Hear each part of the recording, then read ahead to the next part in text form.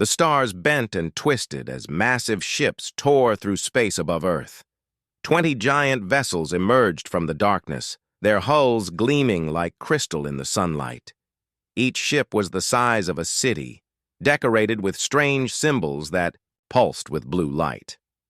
The alien fleet arranged itself in a perfect circle around the planet, blocking out sections of sky that had been clear moments before.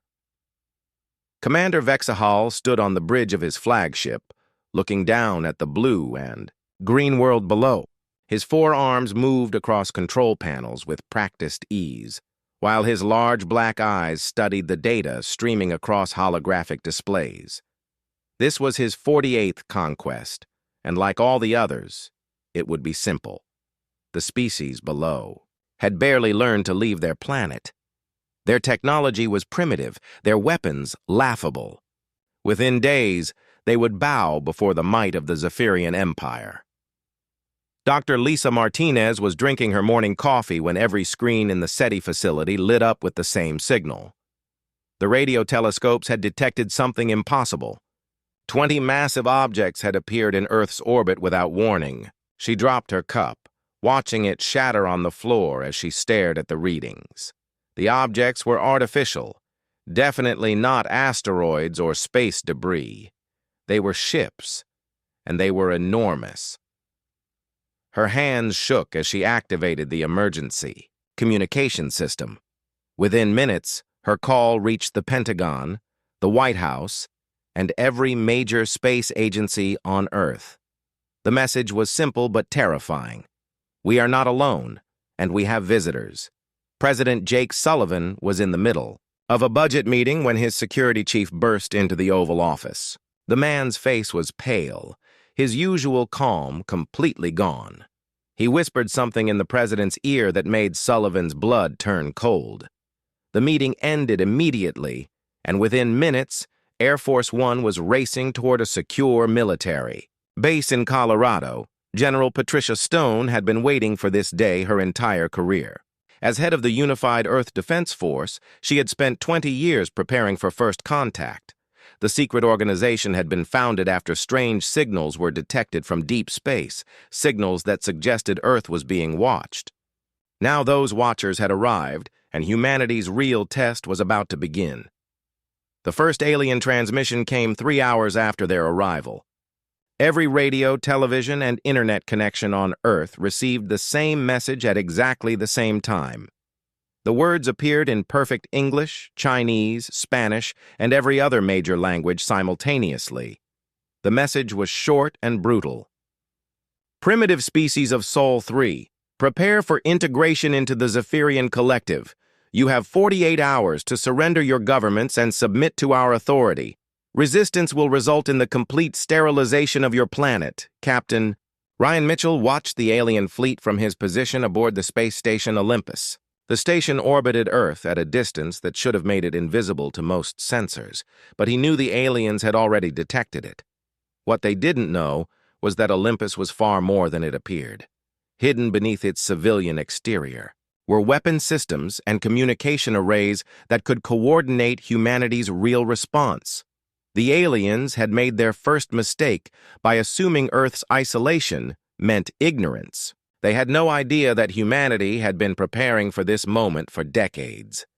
Secret bases on the Moon and Mars hummed with activity as personnel who had trained their entire lives for first contact took their positions. The alien fleet might look impressive, but they were about to learn that appearances could be very deceiving. Dr. Helen Baker, Earth's chief xenobiologist, smiled as she read the alien ultimatum. She had spent her career studying theoretical alien biology and psychology, but now she would finally meet the real thing. Her analysis of the transmission revealed interesting details about Zephyrian culture. They were clearly a species used to immediate submission from their targets. The formal language and short timeline suggested they expected fear and panic, not the calm, measured response they were about to receive. In military bunkers around the world, soldiers and scientists worked side by side to prepare humanity's reply. The message would be simple but important. Earth would not surrender, but neither would they attack immediately. Instead, they would invite the aliens to negotiate, to learn more about each other before any irreversible decisions were made. The Zephyrian fleet received Earth's response exactly 24 hours after their ultimatum. Commander Vexhal read the message with growing confusion. Instead of surrender or defiance, the humans were requesting a diplomatic meeting. They wanted to discuss terms, to negotiate some kind of arrangement. In his 47 previous conquests, no species had ever responded this way. Most either surrendered immediately or launched desperate, hopeless attacks. But the humans seemed calm, almost welcoming. Their message included detailed instructions for a safe landing site and guarantees of safe passage for any diplomatic mission. They even offered to provide tours of human facilities and share cultural information. It was as if they didn't understand the situation at all, or worse, as if they weren't afraid. Vexhal decided to accept the invitation. A face-to-face meeting would allow him to demonstrate Zephyrian superiority directly. Once the humans saw their advanced technology and psychic abilities, they would understand the futility of resistance.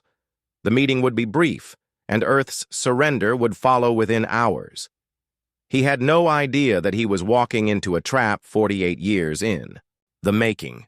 The Zephyrian shuttle descended through Earth's atmosphere like a falling star, its energy shields glowing bright blue against the desert sky. The craft landed softly on the prepared landing pad at Groom Lake, sending up clouds of dust that sparkled in the morning sunlight. The area had been cleared for miles in every direction, with only essential personnel allowed within the security perimeter. Ambassador Kethmore materialized outside his ship in a shimmer of light, his tall, thin form casting long shadows across the tarmac. His gray skin looked almost metallic in the harsh Nevada sun, and his large black eyes reflected the landscape around him like mirrors. 3 guards flanked him, their weapons clearly visible, but not yet drawn. They expected to meet terrified primitives begging for mercy. Instead, they found Dr. Helen Baker waiting with a warm smile and an extended hand. She wore a simple blue dress and carried a small briefcase, looking more like a businesswoman than a representative of a conquered species. Beside her stood Colonel Sam Rodriguez, relaxed and confident in his dress uniform. Neither human showed any sign of fear or submission.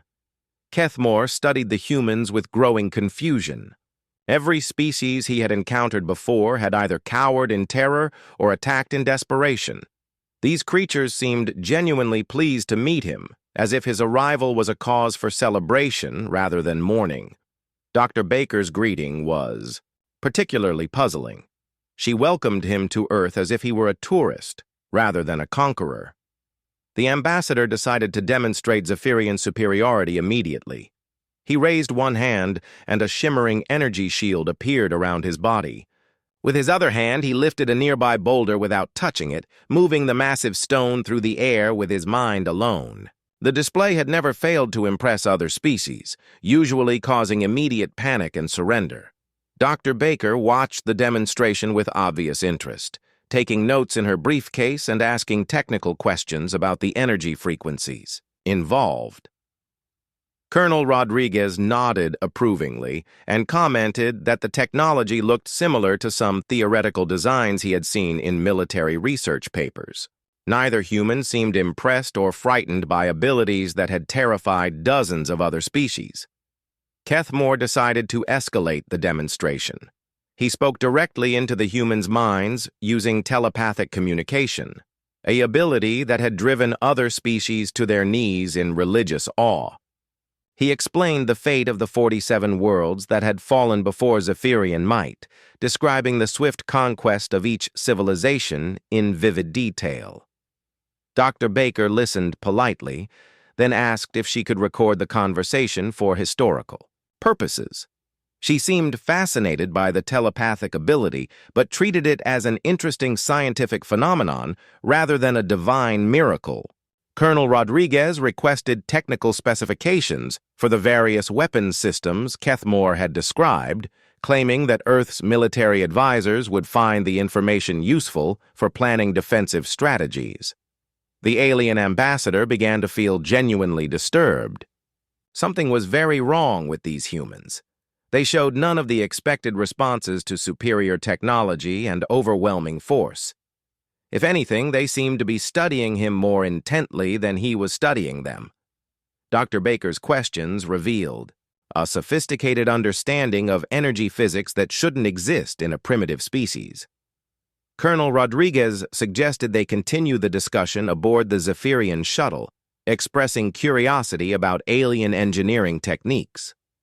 Kethmore agreed, hoping that seeing the full extent of Zephyrian technology would finally break the humans' strange confidence. He led them into his ship, proudly displaying the advanced control systems and quantum computers that powered their interstellar empire.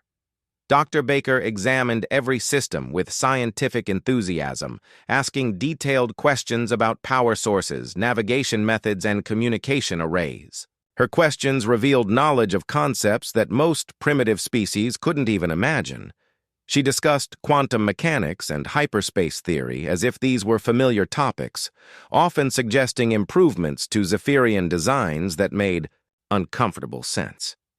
Meanwhile, Colonel Rodriguez studied the ship's defensive systems with professional interest. He compared the alien weapons to Earth's theoretical military capabilities, often noting that human designs seemed more efficient or practical. His casual comments suggested that Earth's military had already considered and solved many of the same problems that Zephyrian engineers had struggled with for centuries. The tour took 3 hours, and by the end, Kethmore felt more confused than confident. The humans had shown no fear, no awe, and no submission. Instead, they had treated the encounter as a fascinating learning experience, asking questions that demonstrated technological knowledge far beyond what their civilization should possess. They spoke of their own research projects in terms that suggested capabilities equal to or exceeding Zephyrian technology. As the shuttle prepared to return to the fleet, Dr. Baker made an unexpected request. She invited Kethmore to tour some of Earth's facilities, claiming that humanity had developed some interesting technologies that might interest the Zephyrian Empire. She spoke of research stations and industrial complexes that could benefit from alien expertise, suggesting a partnership rather than a conquest. Kethmore agreed to the proposal, partly from curiosity and partly from a growing need to understand these strange humans. He reported back to Commander Vexhall that the initial contact had gone smoothly, but he carefully avoided mentioning his growing doubts about Earth's primitive status. Something about the humans didn't match their intelligence reports, and he needed more time to understand what he was really dealing with. The ambassador requested permission to extend his stay on Earth for additional negotiations. He told himself that he was gathering valuable intelligence about human capabilities and weaknesses. In reality, he was beginning to suspect that the Zephyrian Empire had made a serious error in judgment. These humans were not the helpless primitives they appeared to be, and their calm confidence suggested they knew something that his people did not. As his shuttle returned to the fleet, Kethmore couldn't shake the feeling that he had just participated in his own evaluation rather than conducting one of the humans. The thought was deeply disturbing, but he couldn't ignore the evidence of his own senses. Earth was hiding something, and he was beginning to fear what that secret might be. Commander Vexahal grew impatient as reports from the surface continued to puzzle him. Ambassador Kethmore had been on Earth for 18 hours, far longer than any previous first contact mission. The humans had not surrendered, attacked, or even shown proper fear. Instead, they seemed to be treating the encounter as some kind of cultural exchange program. The fleet's sensors detected unusual energy signatures throughout the solar system, but the readings made no sense. The primitive humans couldn't possibly have developed technology advanced enough to generate such powerful emissions. The science officers dismissed the anomalies as natural phenomena or equipment malfunctions. Solar radiation and magnetic field Fluctuations often interfered with long-range sensors. Dr. Helen Baker led Kethmore through a tour of what appeared to be a simple research facility in the Nevada desert. The buildings looked ordinary from the outside, but the equipment inside made the alien ambassador increasingly uncomfortable. Human scientists worked with technologies that seemed impossible for a species that had barely reached their own moon. The quantum computers were the first sign that something was seriously wrong. The machines hummed with power levels that exceeded anything in the Zephyrian fleet, processing calculations at speeds that defied belief. Dr. Baker explained casually that these were older models, used mainly for routine research tasks. The really advanced systems were located in other facilities that might be worth visiting if time permitted. Kethmore watched human technicians manipulate matter at the molecular level, creating new materials with properties that surpassed Zephyrian engineering standards. When he asked about the development timeline for such advanced technology, Dr. Baker mentioned that the basic research had been completed decades earlier.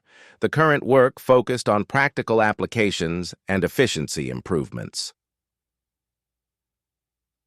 The alien ambassador requested an immediate private communication with his fleet. Commander Vexhall listened with growing alarm as Kethmore described technologies that shouldn't exist on a primitive world.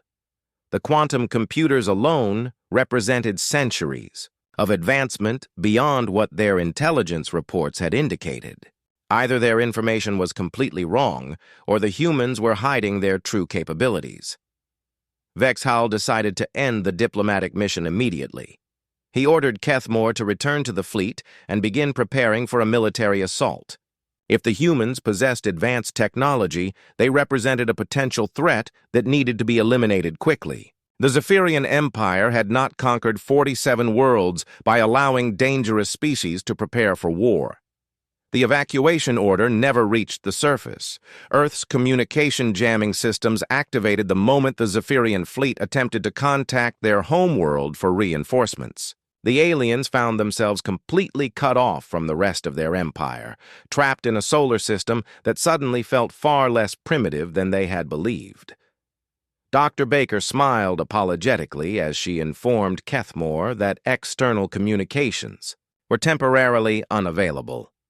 She blamed solar flare activity and suggested they continue the facility tour while waiting for the interference to clear. The alien ambassador had no choice but to agree, though his confidence was rapidly disappearing. The next facility was located on what appeared to be a small research station orbiting Earth. The shuttle ride revealed the station's true size as they approached.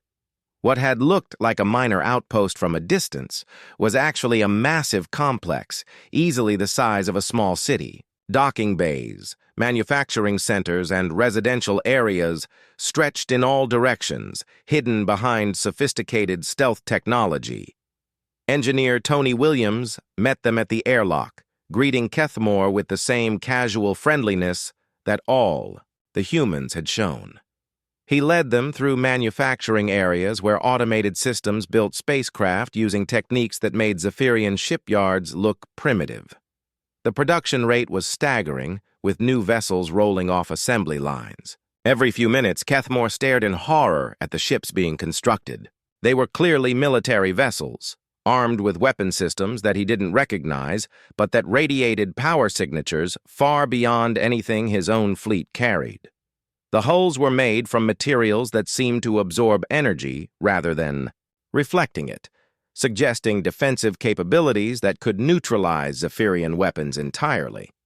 When he asked about the station's construction timeline, Tony mentioned that it was one of the older facilities, built about 30 years earlier during the second phase of humanity's expansion program. He spoke of dozens of similar stations throughout the solar system, each one dedicated to different aspects of research and development. The conversation suggested an industrial capacity that dwarfed the entire Zephyrian Empire.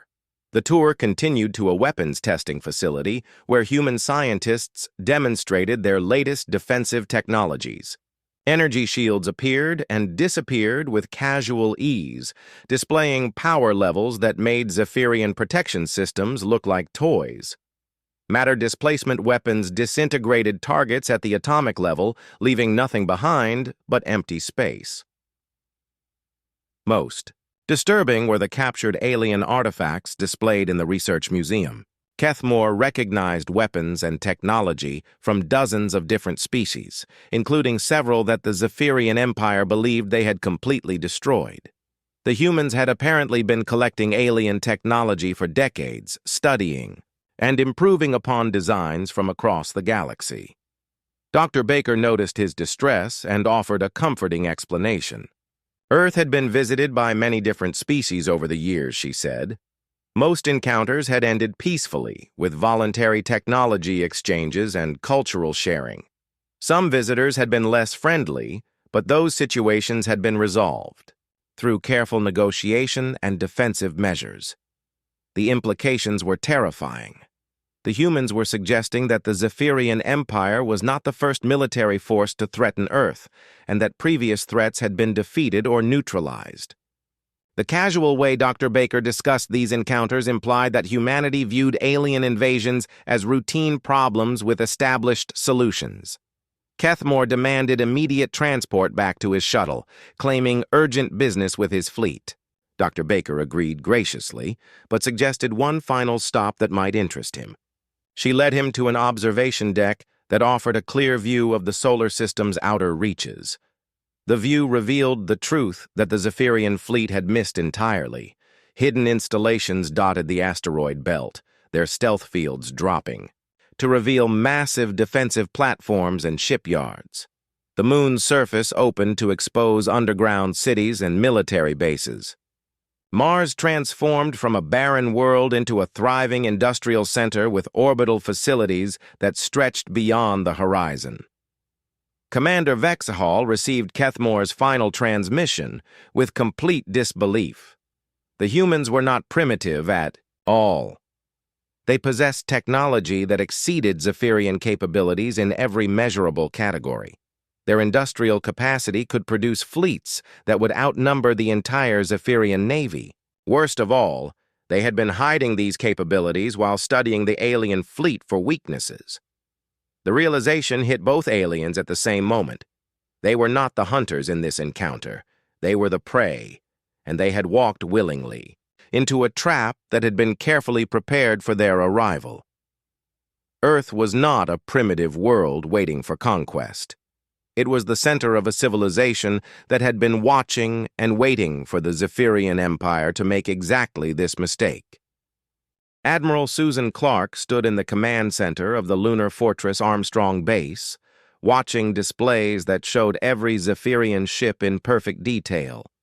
The alien fleet hung motionless in Earth's orbit, their crews probably wondering why their communication systems had stopped working. She smiled coldly as she activated Protocol 7, the plan that humanity had spent 50 years perfecting. Across the solar system, stealth fields began dropping like falling curtains. Hidden installations that had remained invisible for decades suddenly blazed with light and activity.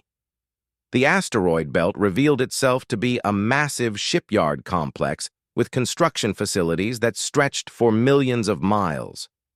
Defensive platforms emerged from empty space, their weapon arrays already tracking the confused Zephyrian vessels. Commander Vexahall watched his sensor displays with growing horror as the human solar system transformed before his eyes. What had appeared to be a primitive system with one inhabited world was actually a fortress containing more military hardware than most galactic empires possessed. He tried frantically to contact his homeworld, but every communication channel remained blocked by interference that was clearly artificial.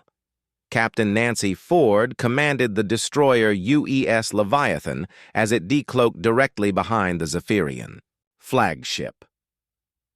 The massive human warship was 3 times larger than the alien vessel, its hull covered with weapon systems that radiated power signatures beyond anything the Zephyrians had ever encountered. Similar ships appeared throughout the alien formation, surrounding each Zephyrian vessel with overwhelming firepower. The Leviathan's hull bore decorative panels that told a story the aliens were only beginning to understand.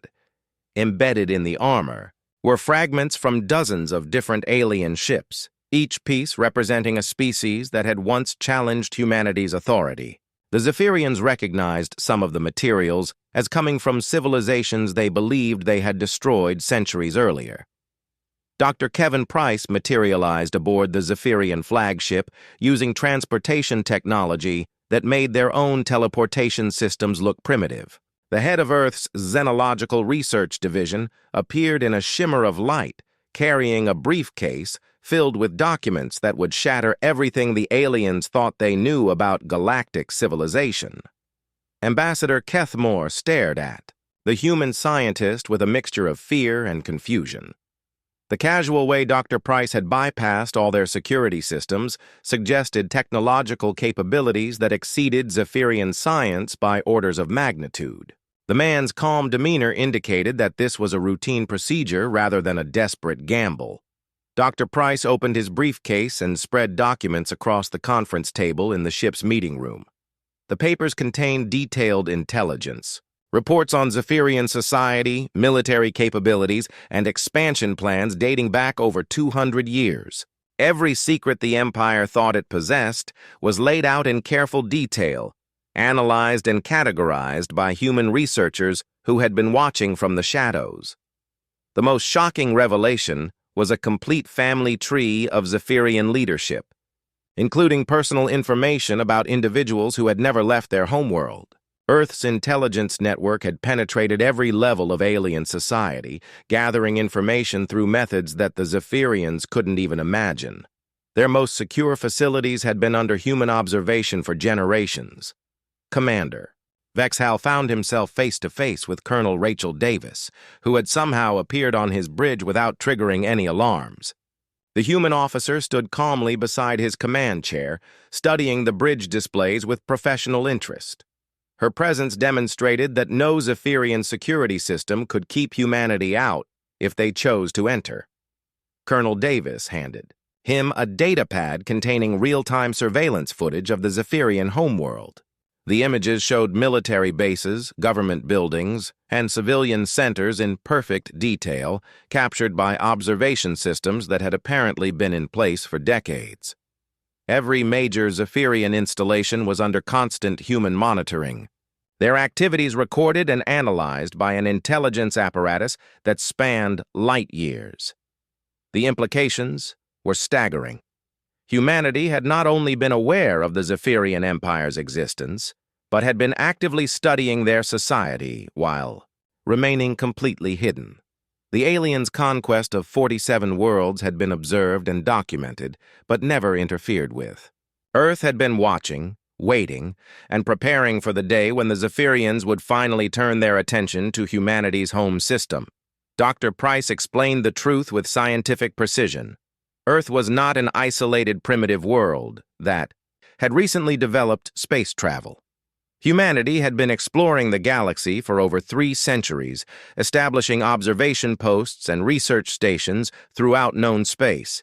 Every major spacefaring civilization was under constant study by human scientists who remained invisible to their subjects. The technologies that various species considered their greatest achievements were actually subtle gifts from human researchers, designed to guide galactic development along peaceful paths. The Zephyrians' own advanced systems had been influenced by human innovations, filtered through intermediary species over generations. Their empire existed only because humanity had allowed it to exist.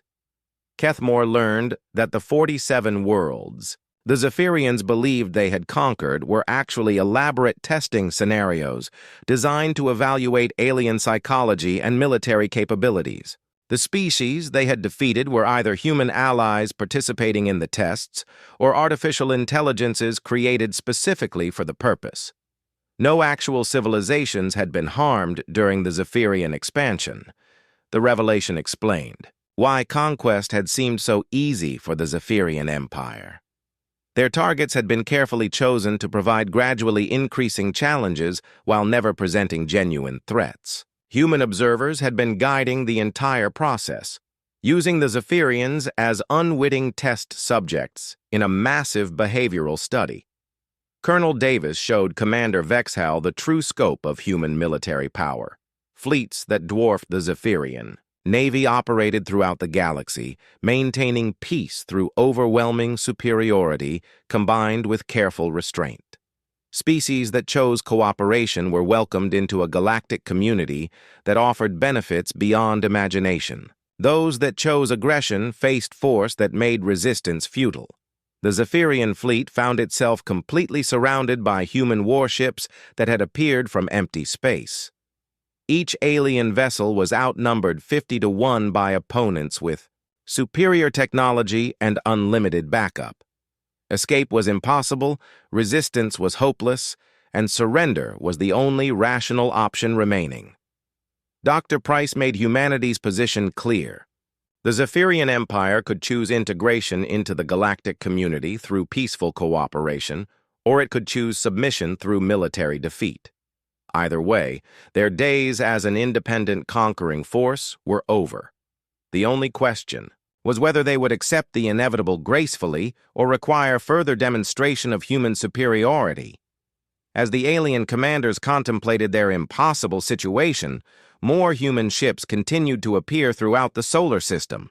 The displays showed construction facilities that could build fleets faster than the Zephyrians could count them, defensive systems that could protect entire star systems, and weapon platforms that could sterilize worlds from thousands of light years away.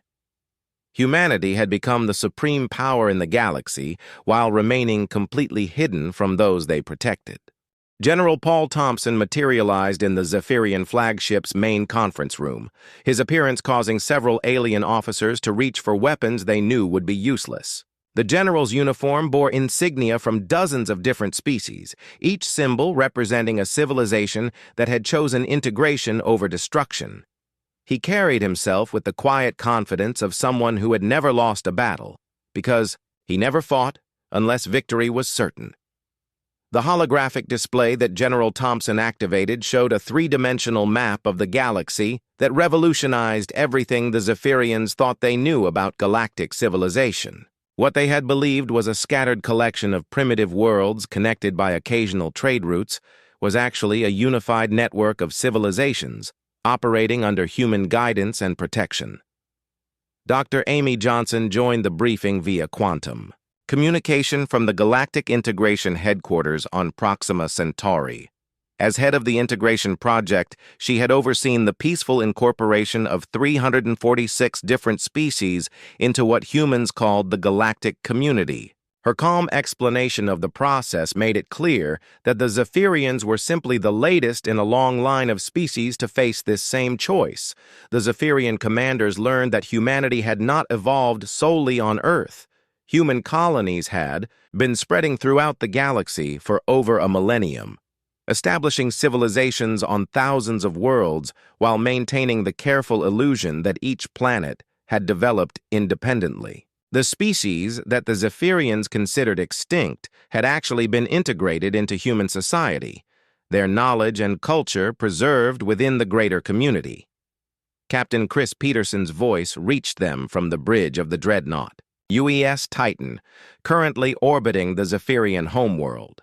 His ship was one of 50 human vessels that had emerged from hyperspace around the alien planet, each one large enough to carry the entire Zephyrian military inside its cargo bays. The demonstration of force was gentle but unmistakable. Resistance would be futile.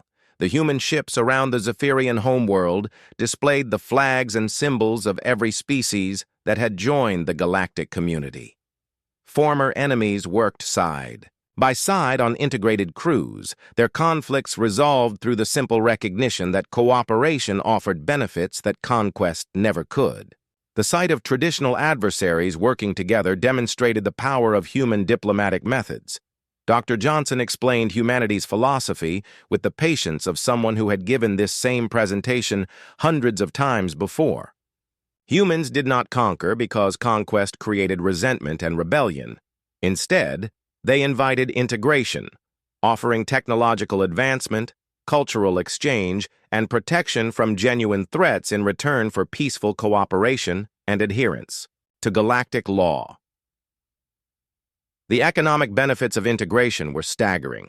Species that joined the galactic community gained access to technologies that could solve poverty, disease, and resource scarcity within generations. Planets that had struggled for survival became prosperous worlds where every citizen enjoyed opportunities that their ancestors could never have imagined. The standard of living in integrated civilizations exceeded anything the Zephyrian Empire had achieved through conquest. General Thompson revealed that human observers had been studying Zephyrian society for over 3 centuries, documenting their culture, psychology, and technological development. The analysis showed a species with tremendous potential for growth and contribution to galactic civilization, but one that had been trapped in a cycle of aggression by poor leadership and limited perspective. The 47 worlds that the Zephyrians believed they had conquered were revealed to be training scenarios designed to test their readiness for integration. Each conquest had been carefully orchestrated to evaluate Zephyrian military capabilities, leadership qualities, and potential for peaceful development. The entire expansion of their empire had been a massive examination administered by human psychologists and military analysts. Ambassador Kethmore learned that his own diplomatic training had been influenced by human educational materials, filtered through intermediary species over generations. The Zephyrian Diplomatic Corps used techniques and protocols that had originally been developed by human negotiators, adapted to alien psychology through careful research and experimentation.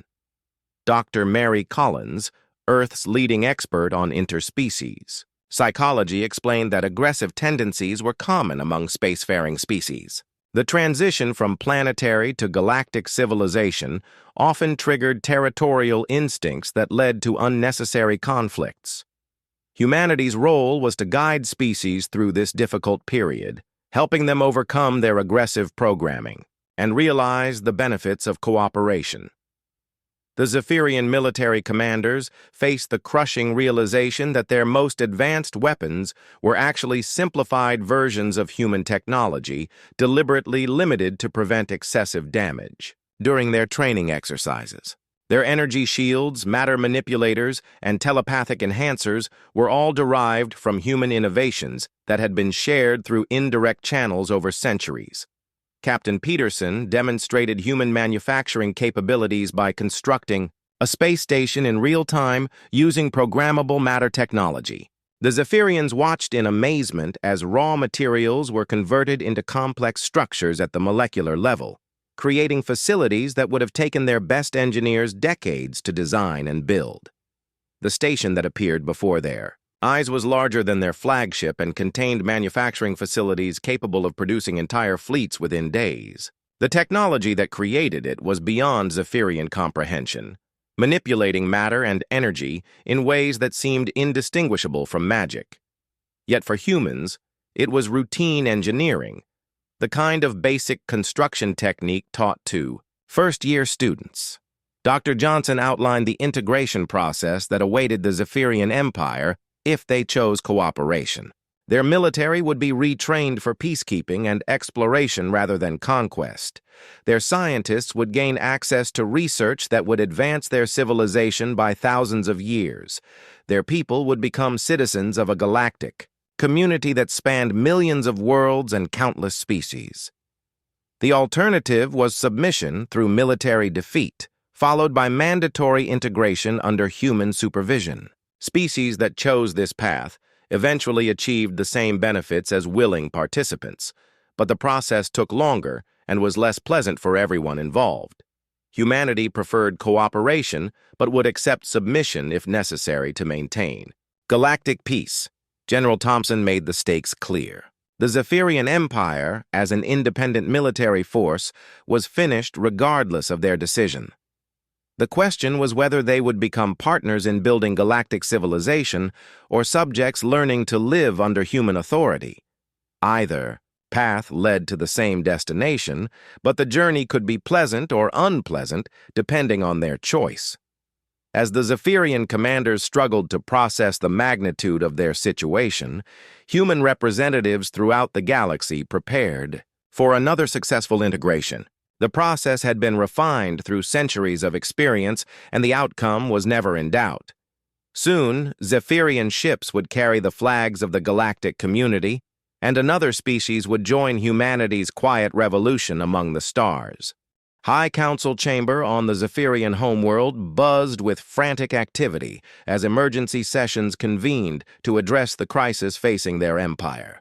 The massive circular room, carved from crystalline rock and decorated with trophies from 47 conquered worlds, now felt more like a tomb than a symbol of power. Council members who had never shown fear in their lives sat in stunned silence as reports continued arriving from their trapped fleet. Councillor Zethvar, eldest member of the ruling body, studied the intelligence reports with growing disbelief. Every piece of evidence confirmed that their empire had been living in a carefully constructed illusion. The worlds they had conquered, the battles they had won, the technologies they had developed, all of it had been manipulated by a species they had dismissed as primitive savages just days earlier. Dr. Lisa Martinez established quantum communication with the Zephyrian High Council from her office in the SETI facility. Her calm demeanor contrasted sharply with the panic evident in the alien voices as she explained humanity's position. Earth offered the Zephyrian Empire the same choice given to every species that reached this crossroads: integration through cooperation or absorption through conquest. The evidence of human superiority was overwhelming and undeniable. Surveillance. Footage showed human ships patrolling every major Zephyrian system, their stealth technology so advanced that they had remained undetected for centuries. The alien military had been under constant observation while believing themselves to be the hunters stalking primitive prey throughout the galaxy. Commander Vexhal transmitted his final report to the High Council from his flagship, still surrounded by human vessels that could vaporize his entire fleet without effort. His voice carried the weight of complete defeat as he described technologies that exceeded Zephyrian capabilities in every measurable category. The humans were not just superior. They were so far advanced that comparison was meaningless. Councillor Mothris, head of the Zephyrian military, struggled to comprehend intelligence reports that revealed the true scope of human power. Fleets larger than their entire civilization operated throughout the galaxy, maintaining peace through overwhelming force combined with careful restraint. The Zephyrian Empire's military might was insignificant compared to the forces that humanity could deploy if necessary. Ambassador Kethamore found himself in the strange position of defending humanity to his own people during the Emergency Council session. His time among the humans had revealed a species driven by curiosity and compassion rather than the bloodthirsty aggression that characterized most galactic powers.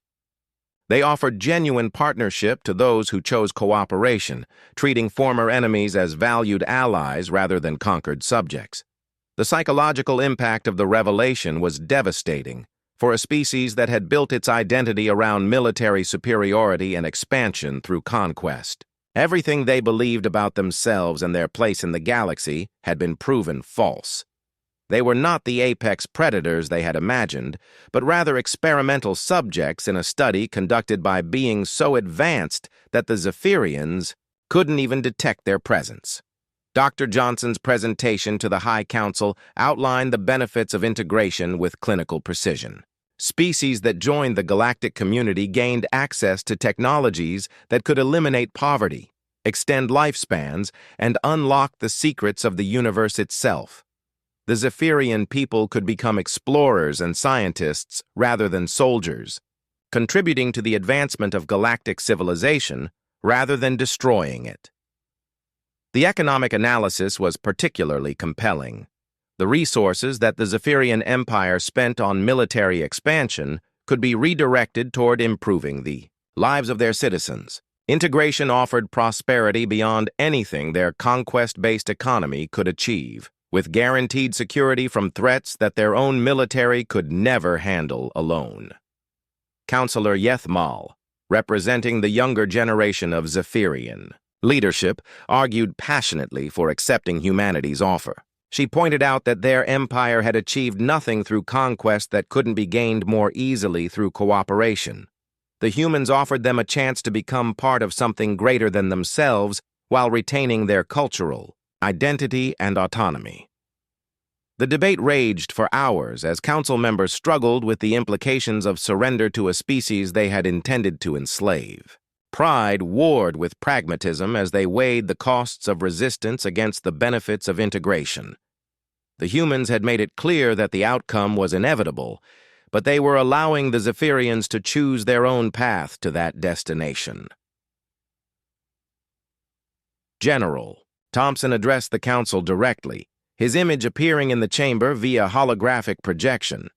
His uniform displayed the symbols of dozens of integrated species, each one representing a civilization that had faced this same choice and prospered through cooperation. His words carried the authority of someone who had never failed to achieve his objectives through patient negotiation, backed by overwhelming force. The general explained that humanity's expansion throughout the galaxy had been driven by a simple philosophy.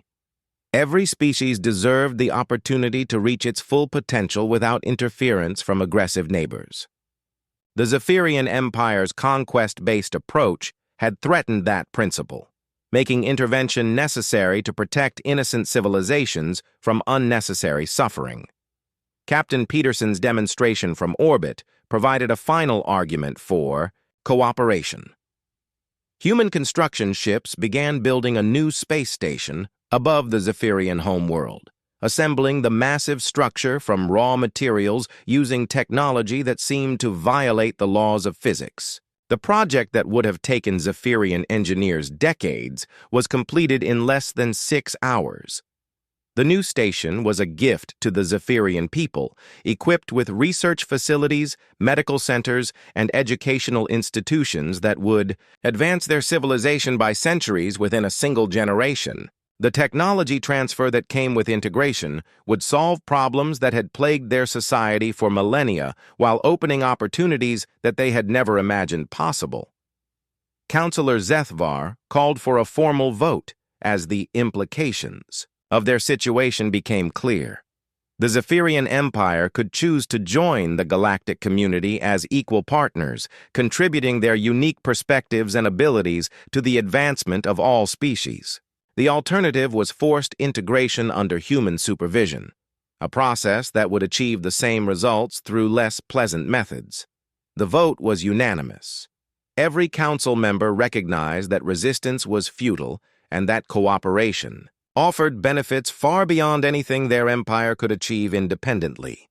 The age of Zephyrian expansion through conquest was over, but the age of Zephyrian contribution to galactic civilization was just beginning. Ambassador Kethamore returned to Earth as the official representative of a reformed Zephyrian government, carrying documents that formally requested integration into the galactic community. His transformation from would-be conqueror to diplomatic partner symbolized the change that was sweeping through his entire civilization as they prepared to take their place in humanity's vision of a peaceful galaxy. The ceremony took place on neutral ground aboard the orbital station Harmony, located at the gravitational balance point between Earth and its moon.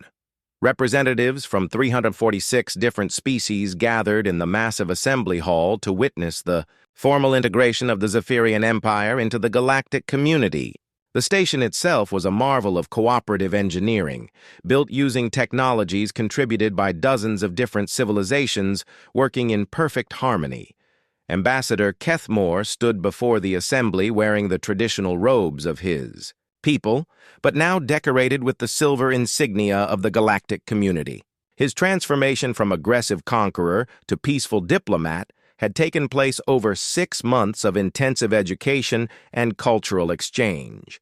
The process had been designed to help him understand humanity's vision while respecting his own cultural identity and values. Dr. Amy Johnson presided over the ceremony in her role as Director of Galactic Integration. Her speech outlined the benefits and responsibilities that came with membership in the community, emphasizing that integration was not absorption but rather partnership between equals working toward common goals. Each species contributed unique perspectives and abilities that enriched the whole while maintaining their individual characteristics. The Zephyrian delegation included representatives from every level of their society, from military commanders to civilian scientists to cultural leaders. Each had undergone the same educational process as their ambassador, learning about human philosophy and the principles that guided galactic civilization. Their enthusiasm for the changes taking place in their society was genuine and infectious. Captain Nancy Ford commanded the escort fleet that accompanied the first Zephyrian vessels to join human operations throughout the galaxy. The mixed crews worked together seamlessly, their initial suspicions and cultural differences overcome through shared experiences and mutual respect. Former enemies had become trusted partners in maintaining the peace that allowed all species to prosper. The integration process began with the most willing Zephyrian volunteers, those who had embraced the opportunity to explore new possibilities, rather than mourning the loss of their conquest-based culture. These pioneers would become ambassadors to their own people, demonstrating through personal example that cooperation offered rewards far beyond anything achievable through military force.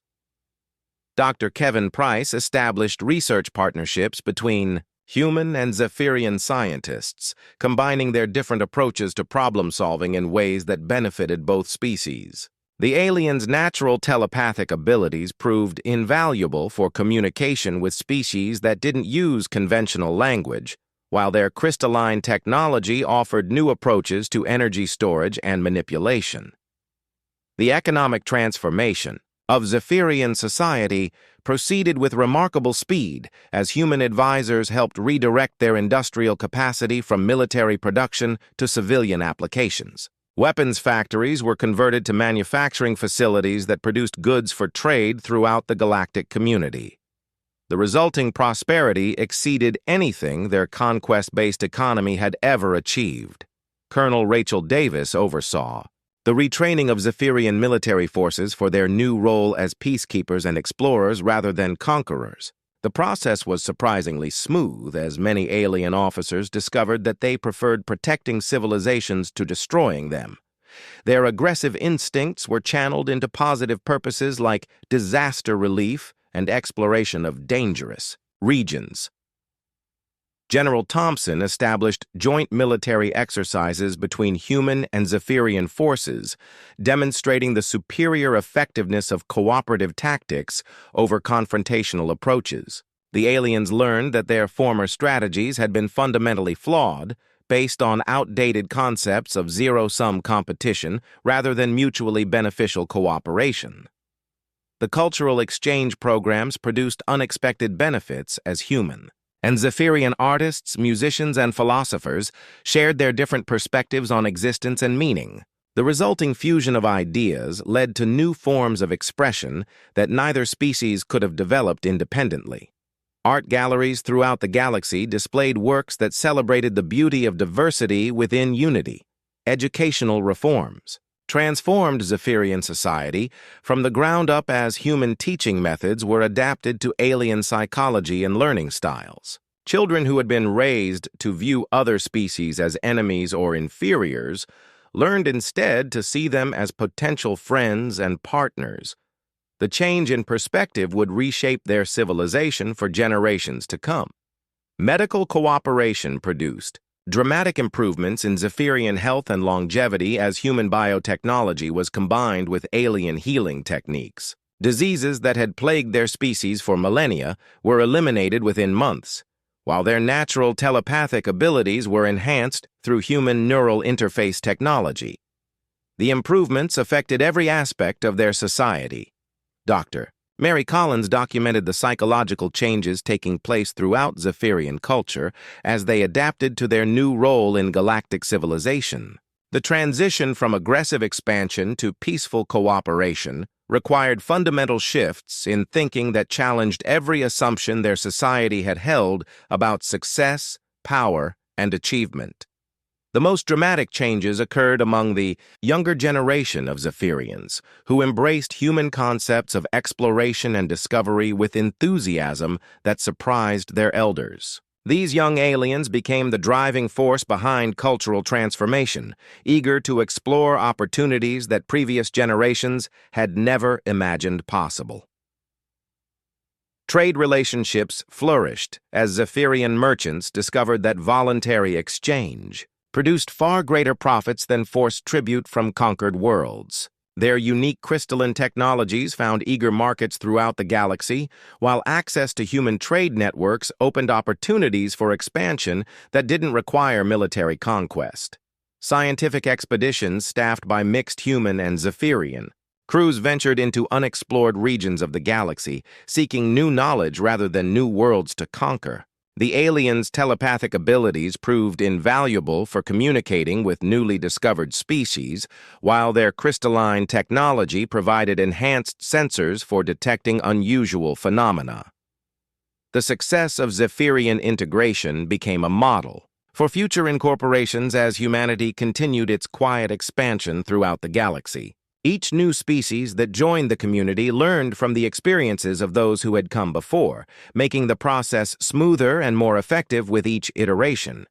Ambassador Keth Moore established the Zephyrian Cultural Center on Earth, a facility dedicated to preserving and sharing the unique heritage of his people while demonstrating their successful adaptation to galactic civilization.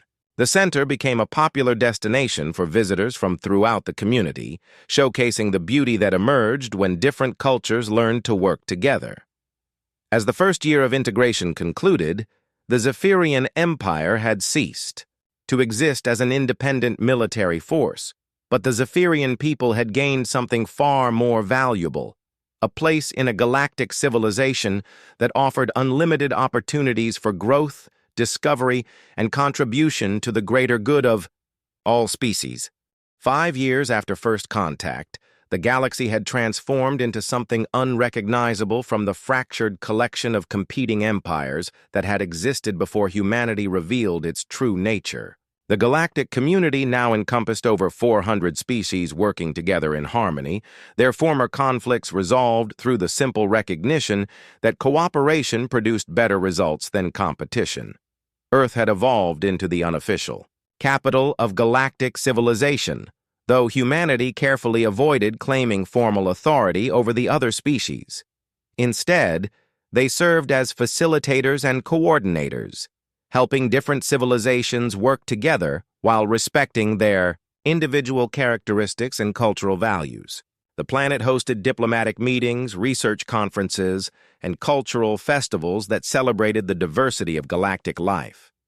Ambassador Keth Moore stood in his office overlooking the United Nations building in New York, now expanded to accommodate representatives from hundreds of different worlds. His role had evolved from diplomatic liaison to cultural bridge, helping other species understand the human philosophy that had made galactic peace possible. His success had inspired similar programs throughout the community. The former Zephyrian military had found new purpose as the Galactic Exploration Service, using their natural telepathic abilities to establish communication with newly discovered species. Their fleet of converted warships now carried scientific equipment and diplomatic teams rather than weapons and conquest forces. The transformation had given meaning to lives that had previously been dedicated to destruction. Dr. Amy Johnson reviewed integration reports from across the galaxy, documenting the success stories that validated humanity's approach to galactic governance. Species after species had discovered that cooperation produced prosperity beyond anything achievable through military expansion. The economic data showed unprecedented growth and development throughout all participating civilizations. Captain Chris Peterson commanded the exploration vessel UES Discovery on a mission to investigate unusual energy signatures detected in the galactic core. His crew included representatives from 12 different species, each contributing unique abilities and perspectives to the investigation. The mixed crews had become standard throughout the galactic community, promoting understanding between former enemies. The ship itself embodied the technological advancement that integration had made possible. Zephyrian crystalline technology enhanced the sensors, while Altarian gravity manipulation improved the engines. Centaurian biocomputers processed data faster than any mechanical system, and vegan force fields provided protection against cosmic hazards.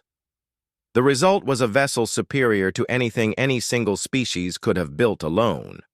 Dr. Lisa Martinez had transitioned from SETI researcher to director of galactic communications, overseeing the network that kept hundreds of worlds in constant contact. The system used quantum entanglement principles discovered through cooperative research, allowing instantaneous communication across unlimited distances. The network had become the nervous system of galactic civilization. The communication array detected new signals on a regular basis as previously unknown species announced their presence to the galaxy. Each contact followed the protocols developed through centuries of experience, with careful evaluation to determine whether the newcomers were ready for integration or required additional guidance before joining the community. General Thompson had retired from active military service to become Dean of the Galactic Academy, an institution dedicated to training the next generation of leaders for the community. Students from every member species learned together, developing the skills and perspectives needed to maintain peace and prosperity throughout their diverse civilization. The Academy's curriculum included courses on interspecies, psychology, cooperative, economics, and conflict resolution techniques that had been refined through practical experience. Graduates went on to serve as diplomats, scientists, and administrators throughout the galaxy, carrying forward the principles that had made galactic unity possible. Colonel Rachel Davis commanded the Peacekeeping Corps, a multinational force dedicated to preventing conflicts before they could escalate into wars. The Corps operated under strict rules of engagement that emphasized protection over aggression, using overwhelming force only when necessary to preserve innocent lives. Their success rate in resolving disputes peacefully exceeded 90%. The economic transformation of the galaxy had exceeded all predictions as trade barriers disappeared, and technological advancement accelerated through cooperative research. Worlds that had struggled with poverty and resource scarcity became prosperous centers of industry and culture. The standard of living had improved dramatically for every species in the community. Dr. Kevin Price led joint research projects that tackled fundamental questions about the nature of the universe, combining the intellectual resources of hundreds of different species. Recent breakthroughs in faster-than-light travel, energy generation, and artificial intelligence had opened possibilities that no single civilization could have achieved independently.